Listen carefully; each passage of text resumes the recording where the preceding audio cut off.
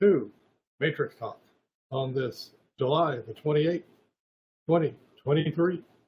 And we're here to talk about why philosophy matters, ACT, CBT, and beyond. That ought to be boring enough. Yep. Oh, Jasmine. Real snooze fest.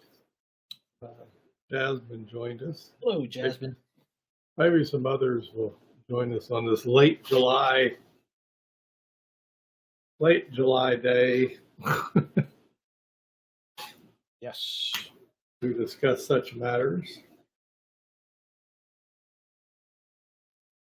All kinds of things. Jasmine. Oh, you know what? You're reminding me. Thank you. I didn't. Well, we haven't even checked in.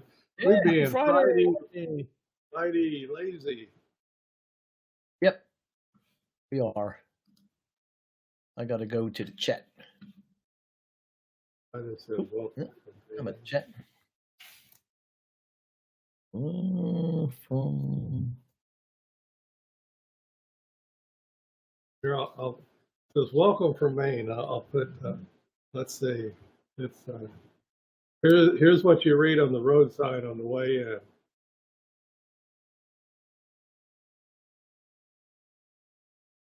There we go. The way life should be. ooh. That's the greeny. And well, actually, the first sign you see is welcome home, and then you say welcome to Maine, the way life should be. Did you know that there's at least one survey that Maine is the second most livable state? Not for business. Yeah. Not for business, for people. No. Yeah. Vermont was number one. There's something there about vacation land. I'm trying to remember now when I'm driving up in there. The license plate is vacation land. That's it. Vacation land is on the license. You come in and it says welcome home, and then later, a mile later, it's welcome to Maine, the way life should be. I like it. Well, I'll admit we got a pretty cool lifestyle up here. So yep. No doubt about that. We're pretty chill up this way. Oh, whenever I go up there, I can feel it. I can feel my shoulders actually coming down from my neck. Yeah. Once I get past Connecticut and Massachusetts and get up there, like, oh. Connecticut is tight. Massachusetts is tight. Maine's laid back. Vermont laid back. Yep. I don't know about New Hampshire, but New Hampshire's pretty laid back. I mean, I've been through the eastern part of New Hampshire, up to the central eastern part of New Hampshire. I don't think I've been anywhere. Vermont, I've been through Vermont a few times. That's laid back. Well, I'm up here in New England, so and you are very laid back. I get over there some. So, before we get started, we should remind people that we buy a course. Yeah, we want you to buy a course. Hey, we won't be subtle. Buy one of those things. Yeah, buy one. You get it's only Jasmine, so. Yeah. Yeah, you might be listening. You might be watching later on. I mean, look at all these people who have signed up for this, and only Jasmine is here. Yeah. That's funny. Well, anyway, those joining us late, go over and buy a course. You click the green button and choose one. On demand. They're all three, and the rest are threes. We're about to get a 2. We're going to put up a 2. Put up at a 2. Probably do a couple more in the fall. Now when we get rolling, it's summer vacation right now. Yeah, everybody's thoughts and actions are elsewhere. Yeah, they're on vacation. So what are we going to do? Oh, yeah. Why philosophy? But usually we do philosophy and stuff. So we'll get started. Yeah. We literally have an example of one of our students. Oh, yeah. Oh, hey, let's make us big. Yeah, he was, we were talking and he said his son, who's in clinical psychology training. Yep. And on the university side, it was CBT, all CBT. Then it goes into this hospital to work with surgery patients, chronic pain patients, such, and the supervisors over there are act, act, act. So it's like, what's this? On the university side, it's, oh my goodness, CBT, that's great stuff. And then you get into a hospital where they're actually seeing folks and they're going, not so much. We'll do ACT. We just do ACT. And we do that. Now, I don't know if any of them understand or can articulate exactly what's going on. But we'll make a stab at it by saying that it's the different philosophy. That's what's going very on. different, very different. It's, and you'll still, and our student even said that they had said, yeah, ACT, CBT, they're a lot alike. No, they're not. I mean, they both involve talking. We'll give you that. Humans with language. They both involve humans with language. Right. But so what's the difference? What's coming up? And I'll cut to the chase. CBT is looking for an outcome. Okay, and that's why the university folks like it. That's why the research folks like it. They're looking for a decrease in depression, a decrease in anxiety, i.e., it's fix it. It's meant to fix something. Okay, and then along comes somebody with chronic pain. Emphasis on the word chronic. Well, given that it's chronic pain, you're not going to fix it. And that's why when you go to doing CBT, the stuff, the thought stopping and this and that stuff of it, it quickly falls short. And how do I know this? I worked in those hospitals. I was a chief in one of those hospitals. And so it's the different philosophy. Okay, so CBT was built on mechanism, meaning the human is like a machine. The simile is the human is like a machine. And if it's like a machine, that means you can fix the parts, you can replace the parts, you can swap them out. Right, you do machine repair the parts. Right. So it comes from that point of view, and this is honest stuff. I mean, folks, we all still live in a very mechanistic world, cars and houses and stuff, and so that was the spirit of the time, and precisely because CBT, which was really popular in the late 70s and 80s, along comes Steve Hayes and says, well, that's not going to work in the long run. For the reason I just said.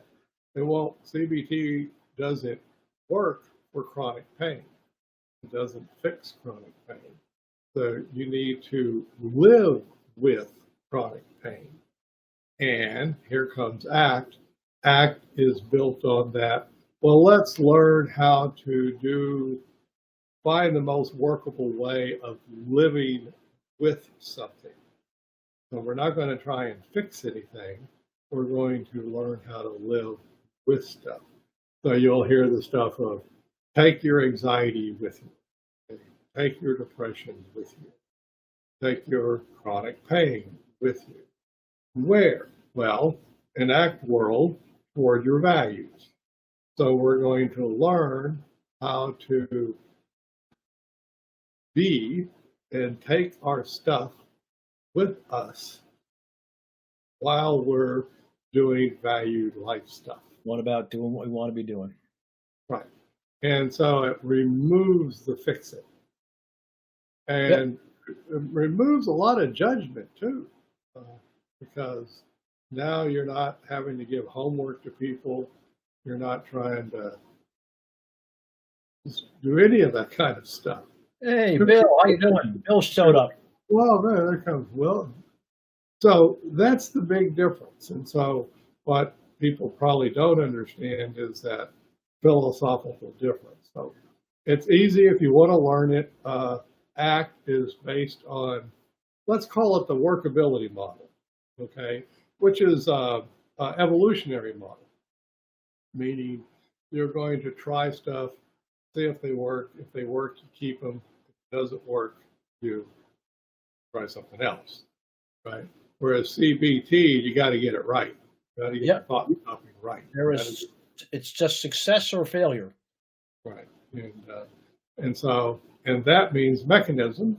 And by gosh, if I go in for surgery, like Phil went and got a root canal. I did. Well, he didn't want a workability person. I didn't want a functional contextualist. I wanted a mechanism.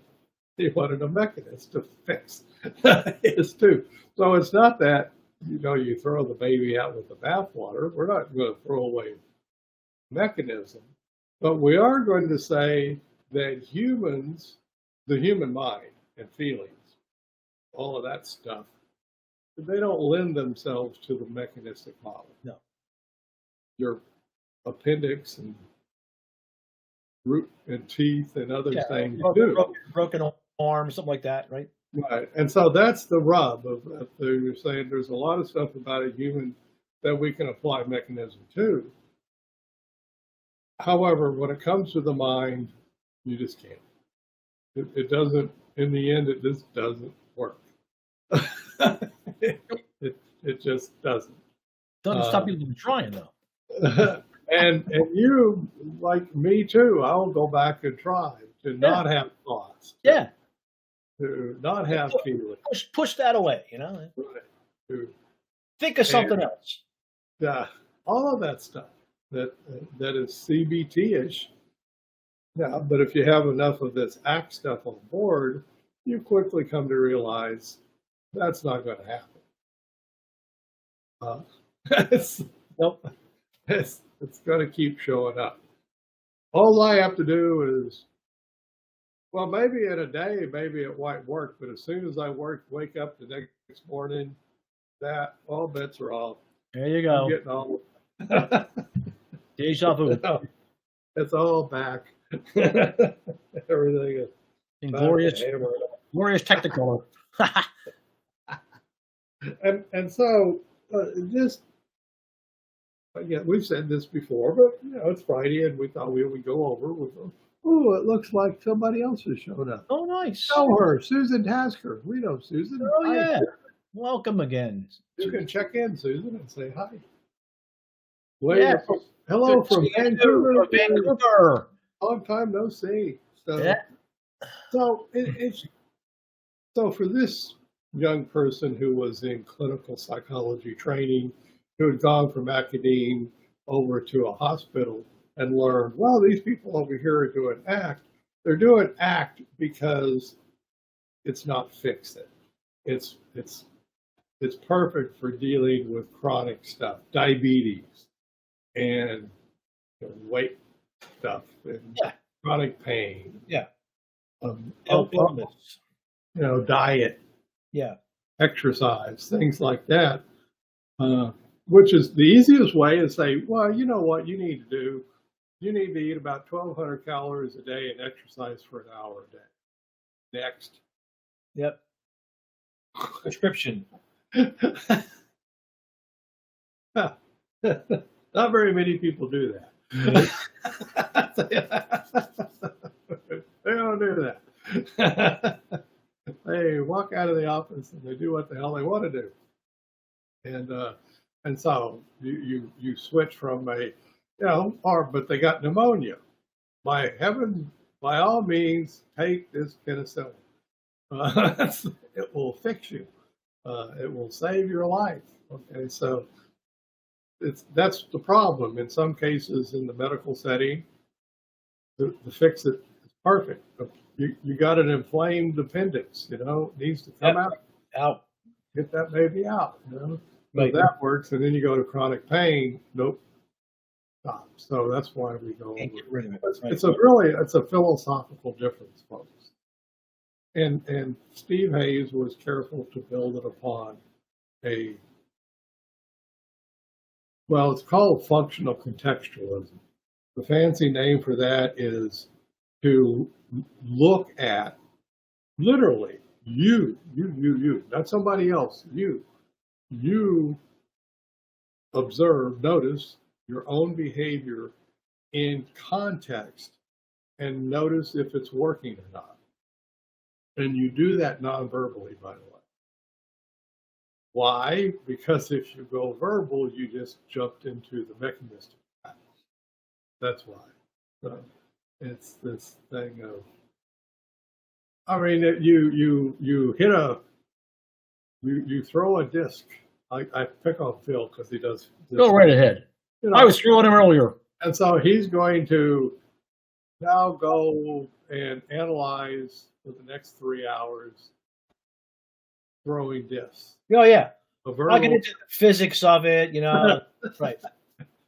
You got to get him a math and parabola. Yep, exactly. Get a spreadsheet. I want a nice spreadsheet. That's not how it goes. No. He's just got to feel it. Okay? Got to pick up the disc, feel it in my hand, Feel it. And let it rip. That's what ACT is. ACT is about the feel. So in the end, does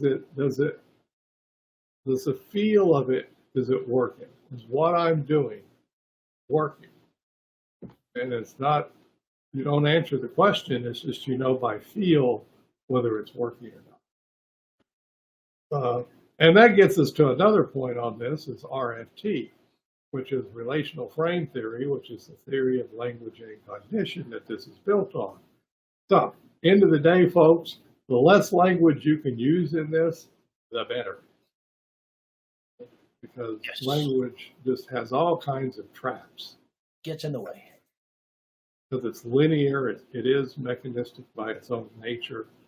To give you an example where they try to get away from the mechanism is poetry. Why the frick do these people write poetry? Well, they're writing rhymes and messages and stuff embedded within the poetry that is nonverbal. So they're getting at your nonverbal side through words. Nice trick, nice, cool. Yep. I write poetry. Only one I can remember is Roses Are Red. But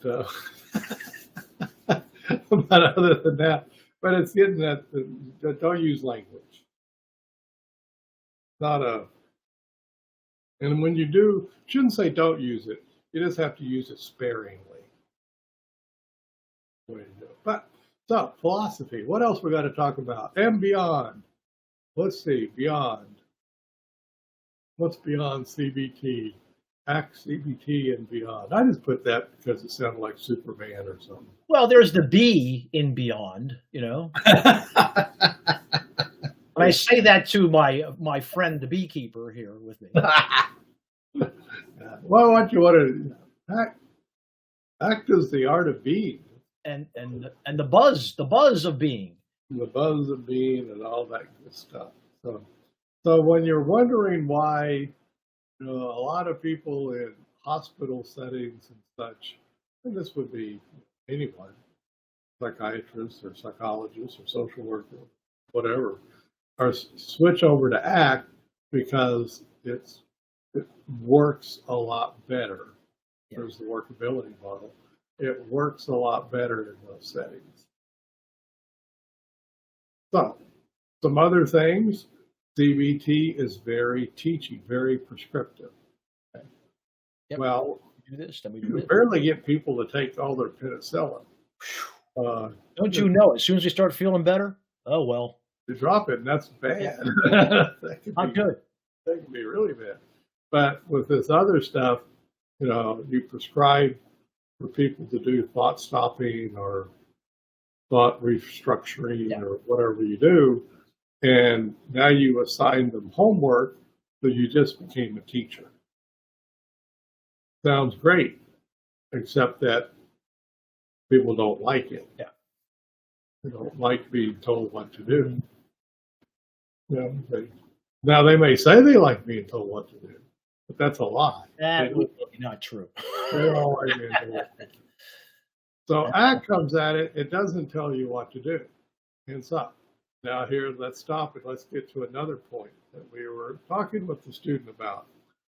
People don't like being told to be mindful. And you're going, oh, but I love that word mindful. I love it. Well, here, I'll show you the example. Yeah. Well, here, I'll pick on Jasmine. She's a friend. You know, Jasmine, if you were just mindful enough, then fill in the blank. It's that terminology that you're not mind. Oh, and the other one is self-compassion. Self-compassion.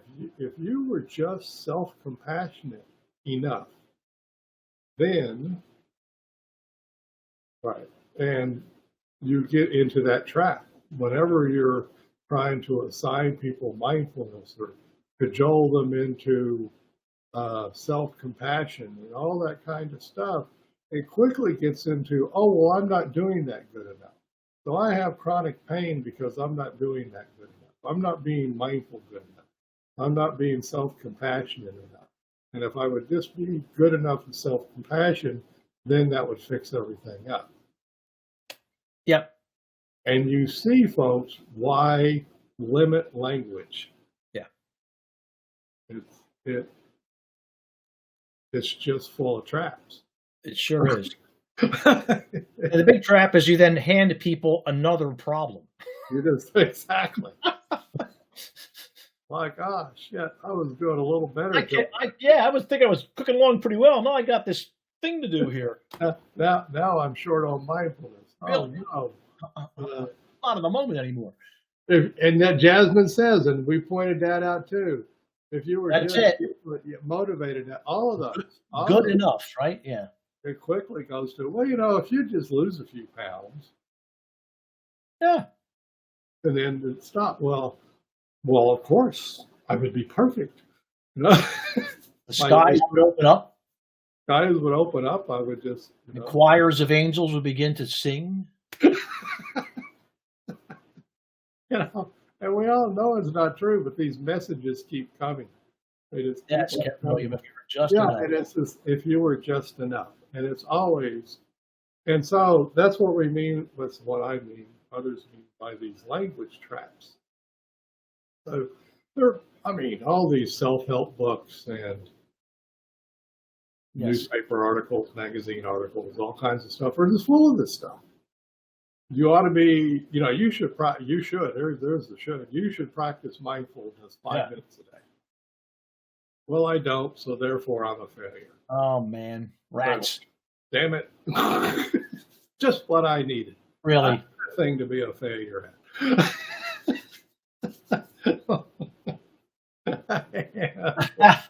Well, but don't worry. There's another message coming about how you cannot be feeling whatever you do. Stop feeling like a failure. Yeah, right? That's the one I want. I'm going to go with that one. Well, now I screwed that up because I keep feeling like a failure. Man. And I'm a double failure. Yeah. I think maybe I'm even a triple failure. Man, I'm on the hamster wheel of failure. Folks, we're having fun shaming and shooting, right? But it's just these horrible, really debilitating language traps that the Western world in particular has gotten into. And I guess it sells magazines, it sells, reality TV shows, it sells lots of stuff. But in the end, you got a whole bunch of people. And my wife says this. She said, therapy's easy. Everybody comes in feeling not good enough. Yep. That was Jasmine sayings. Well put by Mary Alice. Right. Yeah. And so it's like, well, I'm not thin enough. I'm not vivacious enough. I'm not whatever enough. I'm just not good enough. God dang it. And why aren't you? Well, because you're not being mindful, and you're not exercising, you're not eating. There you go. You're not. You're just not. I'm getting with the program. It's like going, ah. So back to, so this is the world of, okay, we're going to try and notice all of that stuff, and we can't get out of the world that we're in. We're still going to see at least the headlines of magazine articles and stuff that nail us with, you should be whatever. And so, but the philosophy matters. And so all of those headlines are built on mechanism, by the way. Yeah. Those are all mechanistic. If you would just fix this, add this, replace this part. Yep. Out with the bad stuff, in with the good stuff. That's right. You'd be all better. Rather than, okay, you be you. And I don't mean, just be you. And let's figure out if you can learn what works for being you. And that's it. That's act. So, oh, but I have anxiety. Yes. But I have depression. Yes. But I have chronic pain. Yes. Absolutely. I have thoughts of I'm a failure. Yes. Uh-huh. You have all of that stuff. There you go. That's all on board. Great. Now, next. What are you going to do? Now, with that said, at that point, Phil and I usually, in our own lives, we've talked about this many times, yes. We just go back to, okay, who's important to me? Boom. So I'm going to do something for somebody who's important to me. And all of that stuff is just going to come along for the ride. I don't even have to think about it. I don't have to say, here's my anxiety and I'm going to bring it along for the ride. No, it's going to come anyway. It's there. Right. It's a part of you. It's like that something that you put in the trunk 4 years ago and it's still there. Yeah. It's just coming with you. Yeah. Or it's like your arm. You can't take off and leave your arm behind. The arm's got to go along for the ride. It's coming along, right? So that's this act thing. But then, as I'm doing something for who's important to me, I'm going to notice if it works. I'm not going to get into the big verbal analysis of whether it works. I'm just going to notice if it works. That's all. And guess what? At least in my humble existence, not everything works. Well, I have discovered that on multiple times today already, as a matter of fact. Yeah. Even despite my great intentions, not everything works. Yeah. Well-placed intentions, right? Well-meaning intentions. But, you keep coming back at it. What works. So that's the difference in the philosophy. So the headlines you read, now you can look at them from what about Skylab? That's what. Yeah, right. Our student, he calls it Skylab. It's no longer called Skylab. I don't even know if Skylab isn't even up there anymore. I think it maybe came down. It came down. We get the idea. It's way up there. Yeah. We're looking back at us. And you're just look back on yourself and notice if stuff is working. But now you will every once in a while see a little quote that says, you're perfect just the way you are. But Mr. Rogers. Yes, Mr. Rogers. Yeah. I'm glad you were here. You've made today a special day. Glad you showed up. That Mr. Rogers was act all the way. He didn't know he was act all the way, but he was act all the way. Oh yeah. He was living it. He was living it just all the way. So to live it, go on. So that's what we mean about philosophy matters. It really does. Yeah. And our mechanistic philosophy that has leaked into everything, including all them damn magazine headlines that we see, and stuff you see on TV and stuff, are harmful. Yeah. But it matters. They're harmful. They really are. They've got an entire Western world, or the vast majority of this people in this Western world thinking that they're not good enough. Yep. And that's not really cool, because that has more than likely increased the suicide rate, Oh, depression, drug abuse, anxiety. all kinds of stuff that people then do to try to get away from that horrible Yep. I'm not good enough feeling. Including the ultimate one, which is kill yourself, get away from it. Take yourself out of the game. Yep. And so it's harmful. So philosophy matters. It really does. And you could become a nihilist, but I think that's already been taken by a lot of people. yeah, but they're just no fun. No, I don't like hanging around with them. If you want to learn about nihilists, watch The Big Lebowski. Oh man. And when the German guys are attacking the three, John Goodman and Jeff Bridges and the other of the scheming. Yeah. Outside the bowling alley. Outside the bowling alley. John, they're just nihilists. Yeah. Sorry about them. They're just nihilists. So ACT is not nihilism at all. It's really it's about a state of being. There, back to the beyond. There we go. To be, and now what? Something that we do say is like, what we're not. Sometimes I talk about the Matrix and it's like it's some magic thing or something. It's not. But there is something that happens when you do the Matrix, when you fill it out. Right. You draw the two lines, and then you fill out who's important to you.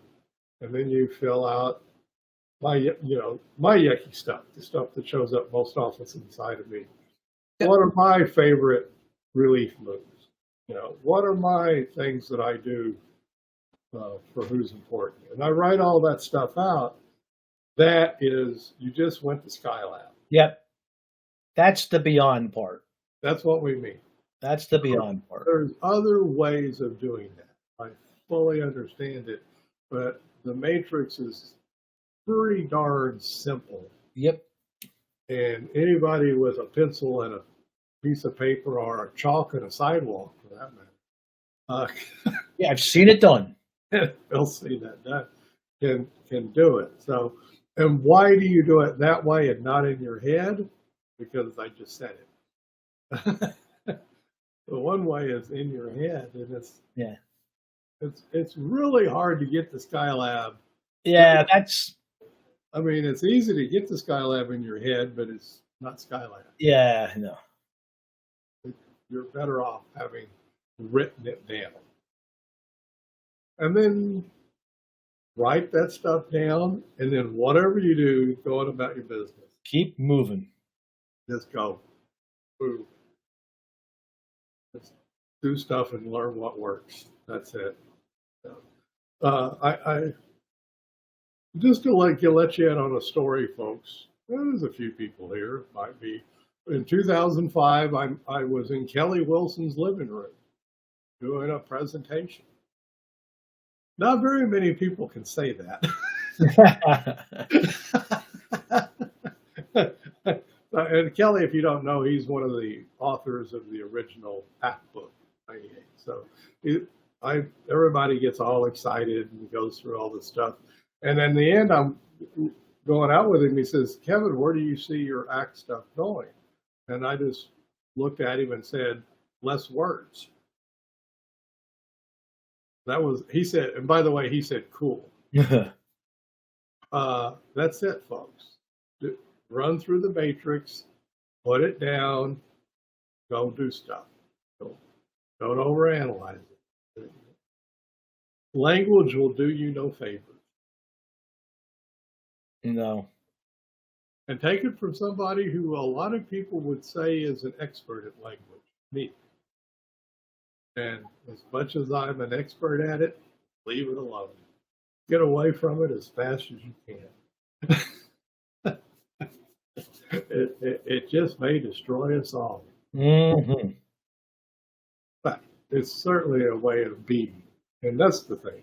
Go be. Put somebody, expanding ourselves, that is. Yeah, that was Susan. It's not repairing, that is. Yeah. No, you don't have to heal yourself. You're good. Yep. What Mr. Rogers say? I like you just. I like you just the way you are. You made this day a special day just by being you. That's it. There was nothing else required. Notice, and if you hear him speak in interviews and stuff, his was a rebellion in particular against child commercials aimed at children. Right. Which is basically, you need this toy to be whole. You need this. You need this to be whole. You need this. Well, what we're talking about. Yep. You need this makeup to be whole. You need this exercise machine to be whole. You need these vitamins to be whole. But all the commercials play on that same theme. Yeah. If you just get this, then you're good. So you get that, and then you're not good.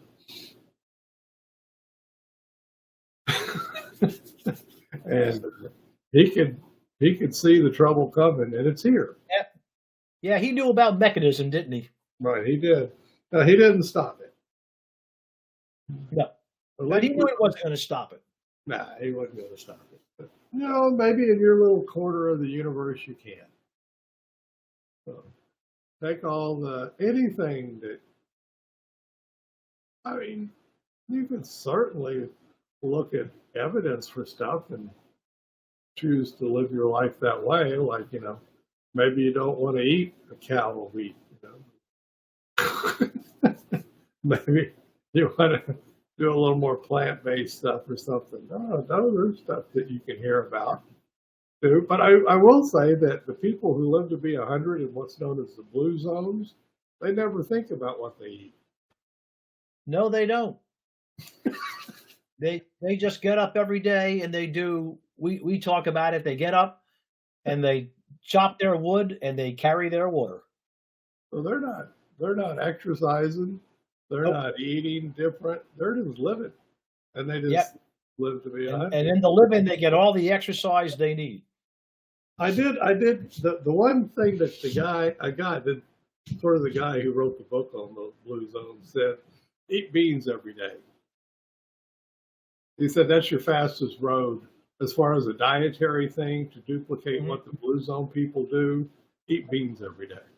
And I liked it. Simplicity. Throw some beans in your diet. Yeah. And then get on Can't hurt. It might help. Exactly. And other than that, they're not exercising more. Here, all us Americans. I gotta go to the gym. I gotta exercise. People over in the blue zone living to 100 going, what the F are those people? Why are you running around so much? What are you doing that for? What's all about? Why going into that building and lifting weights? What's that all about? Now, what? You got to admit, from a Skylab view looking down, there's a bunch of ants crawling into a building and lift things up. That is pretty bizarre. Yeah. And if you were like from another planet, they do an alien comes from another planet, looks down and goes, what are those beings doing there? Like, in and out of these rooms. And they go in the building, they lift some stuff. Yeah, what is that all about? They're sweating and they're getting into a car and they're driving. And what is that? All that about? We humans are silly. Yes. Silly. So I often think about the blue zone guy. How do you be a blue zone person? Eat some beans. Live your life and eat some beans. There you go. There's the secret to longevity right there. Well, at least it doesn't involve all these friggin' headlines of where I need to meditate more. Yeah, no, they're not downloading that stuff from the internet, that's for sure. Can't get beans from the internet. Anyway, folks, philosophy matters. It really does. It matters deeply, actually. And most people don't ever think about it. So your biggie on all of this stuff is mechanism and access. It's just one of the many things, like Mr. Rogers, that says, hey, you're perfect just the way you are. Yep. Go ahead. Because thinking you're not perfect is not going to do you any good. Nope. With that said, in the end of the day, what we do, what Phil and I do and others, is we think about who's important to us, and then we go do something for that person. Yep. Fastest way. That's the reset right there. That's reset. That's always my reset. And I have worked with hundreds of people who learned that reset. Yep. Really. It'll steer you where you want to go. That'll doing something for somebody who's important to you. Yeah. No replacement for it. It's a good way to be. And eat beans. Maybe even get together with them and you can eat beans together, and now you got some pro-social stuff going on. Now we got pro-social. All right. We're being silly. It's Friday. I hope you guys have had a good time. Yeah, I hope we've had. Yep. We like philosophy. Yeah. Phil took it in university. I did. Yeah. I liked it so much I minored in it at one point. Yeah. It's fun stuff. It is fun stuff. Man. But I can tell you this. I didn't get to any workability until I found ACT. I will tell you that. All the philosophy courses I took. No. No. ACT is cool in its workability. It is cool. There's no doubt about it. So we will continue to do that. We'll be back next week. You will. And we never know what we're going to do. Nope. Other than it'll probably have something to do with the Matrix and ACT. If you have any suggestions, Jasmine or anybody, just yeah. Oh, okay, William, that's a great title. There. I love it. Monday we'll just that's going to be it. You got it. Just do you. Just gave us our title.